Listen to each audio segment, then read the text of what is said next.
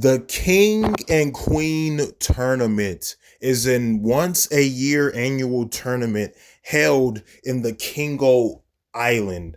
The Kingo Island is surrounded by the Goldo Whito city.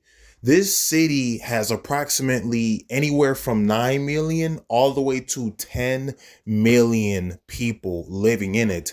It's half gold and half white, the tall buildings, the skyscrapers. Then you have the music, the noises of the buses, trains, and cars, the people talking, the cell phones, the cameras flashing, the limousines, the dirt bikes, the police cars, the ambulance, along with the firefighters and stuff like that. Even the speedboats. I mean, to be fair, it's only less than 15 minutes away from Florida if you were to take a boat. So it's in like the Caribbean area, like Dominican Republic, Cuba, stuff like that. Just a little more closer to Florida. And then there's the other three islands surrounding the Kingo Island. The island on the left is for training and practicing techniques, martial arts, and meditation, along with swimming as well. It is surrounded by water. The island on the right of the Kingo Island is the island that is just for fun. The beach ball, the volleyball, summer party. Maybe you can even put a grill on there. Imagine grilling on an island, some hamburgers or hot dogs. You can smell the charcoal on the grill. You know what I mean? And stuff like that. And there's palm trees. Yes, tall palm trees. Maybe some aquatic life, marine life, swimming in the water and stuff like that. And then the island that's above the Kingo Island, the last green island, that one is a mix of all three. So you get all of it, right? And when you become the king or the queen, depending on who wins, you get control over all of that. The queen or the king has the right hand man, the one that does the dirty work for them, right? The one that whispers in their ear whenever they're sitting down on the throne by the fire or even by the lions sometimes, right? They delay the messages. Then there's the middleman. The middleman does not directly respond or talk to the king or queen themselves unless the king or queen gives them permission. The middleman usually, most often than not, just goes to the right hand man, right? So that's how their dynamic works, right? They go to Whito City or even in Miami or Orlando and Tampa to get information that the king or queen wants, right? The overseer. Then there's the bodyguards, so to speak, the king's men, as they like to call it. Hey, they do a better job than Secret Service. Now, their job is just that, protecting. Make sure nobody runs up on the king and queen. Don't get too happy, you know what I mean? Just calm down, neutral. So they're like trained soldiers, but with the king. You'll see at least 10 or 20 of their bodyguards with swords, shields, and stuff like that. And even in the modern times, they would have, dare I say, guns.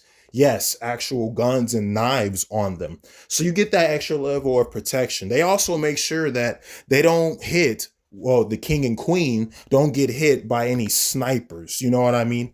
So, because, they give speeches at ceremonies or certain venues, and someone might want to, try to assassinate them. It has happened before, and there's been several kings who have been assassinated in history. The king and queen have gone on since 1600. Yes, the years 1600, right? Since the 1600s. And it's now 2026 at the time of me recording this. That is a very, very long time. Even if you were to severely cut the amount of time, let's say the 1960s or the 1970s, that's still like over, I want to say 50 years of history, 60 years of history. That's a long time, even if you were to cut it down. You know what I mean? Now, you may be wondering, how exactly do you become king and queen? Like, what is the tournament and stuff? Here we go. Over millions of people, not just from Florida or the island or the Goldo Whito city, but also people from all over the world and even different realms and dimensions try to apply. Over 1 million try to apply every year, but less than 1,000 make it.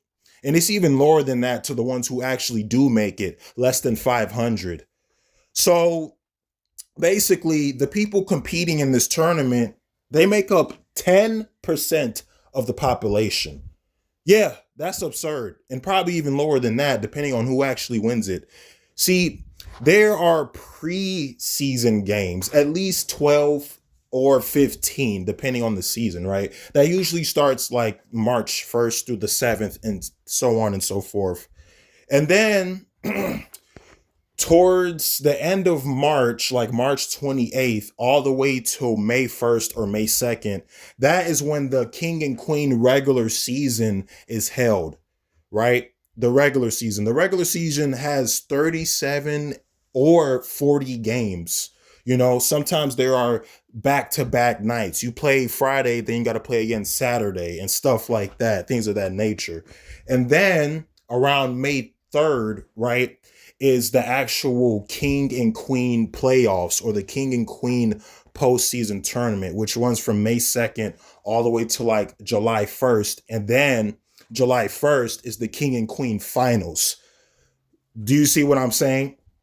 So if you win through all of these, which is hard, but it has been done many times, then you can become the king or queen, depending on who wins, male or female, right? So let's go over the games, right? This applies to both regular season and postseason. Each game has 4 quarters in them. Each quarter is 12 minutes apiece. So that's 48 minutes per game, right? So the first quarter is 12 minutes, second quarter 12 minutes, then it's halftime, then the third quarter is 12 minutes, and then the fourth quarter is 12 minutes. Now, yes, there has been a tie. It has went into an overtime or sudden kill, sudden death, stuff like that, of course. But usually they end in regular timely fashion, right? Now, remember, the more points you have at the end of the game leads to victory. Whoever has the most points wins. Now, you may be wondering, how do you score a point? It's a fighting tournament. It's fighting, it's brawling, it's mixed martial arts, it's all kinds of stuff, right? Basically, you pin, right? So let's say you throw your opponent on the ground and they stay on the ground for 3 seconds or less. That's considered one pin. One pin is equal to 2 points. So if you throw them on the ground, they get up at the count of 3, you get 2 points, so on and so forth. A big pin is when you throw your opponent on the ground and they get up right before the referee's count of 10, right? If they don't, then they're over with. You see what I mean? And you get a point anyway. So think of it this way. One pin equals 2 points. One big pin is 3 points. Like in basketball, if you do a layup or a slam dunk, that's 2 points. But if you shoot a 3-pointer, that's 3 points. Remember? So keep that in mind. Whoever has the most points at the end of the game wins. So now that we describe the games, we need to describe the postseason. The postseason is a lot different than the regular season. Why? Because the game slows down. Your opponent has days, even a week, to study you. They're watching film. They're rewinding, fast forwarding. They're zooming in. They're taking notes, screenshots. You best believe they're doing everything and anything in their power to get this victory in the upper hand. Each round is 4 rounds, right? So there's 4 rounds, and each round is a best of 7 series. What this does is that you have to win 4 times out of 7, right? So if you win 4 games and your opponent only won 0, you win. You advance to the next round. If you win 4 games, but your opponent only had 1 game or 2 games, you still advance. Or if it's 4-3, you still advance, right? Now, if you make it to the finals, well, obviously there's no more advancing because you won the whole thing. You get the crown. You even get the t-shirt that says champion, like 2016 champion or 2017 champion, and you get the hat that says it as well, depending on what the year is and stuff like that, right? So what this does, winning 4 times out of 7, this gets rid of the luck factor. You can't just be hot one night and then win the whole thing. No, you got to beat your opponent 4 times. This gets rid of the, oh, that was a fluke. Oh, that doesn't count. They can't repeat it. That they got lucky. You know what I mean? Like it's some miracle or something like that, right? So let's go over the names for each and every round. King and Queen Tournament first round. That's literally what it's called. Self-explanatory, simple, and forward.